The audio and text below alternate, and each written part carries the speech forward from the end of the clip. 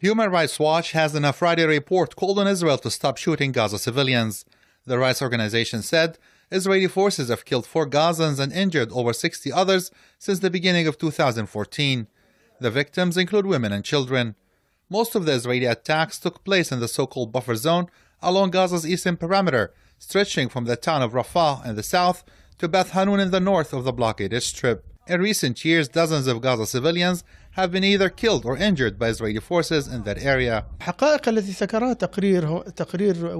facts mentioned in the Human Rights Watch report are a fraction of what is really happening on the ground.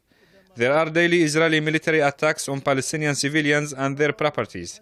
We demand an immediate international intervention to stop Israeli crimes against the civilians in Gaza. Israeli attacks against civilians amount to war crimes, and the perpetrators must be brought to justice. The Palestinian NGOs network PINGO, which represents nearly 140 civil society organizations, said the HRW report is a step in the right direction to expose the Israeli crimes. Israel continued its grave violation to the international conventions and agreements. This report is very important because it's an added evidence of the Israeli continuous violations and targeting of the Palestinian civilians. The New York-based rights group also noted that Palestinians living in the densely populated Gaza Strip use the so-called buffer zone for agriculture and recreation.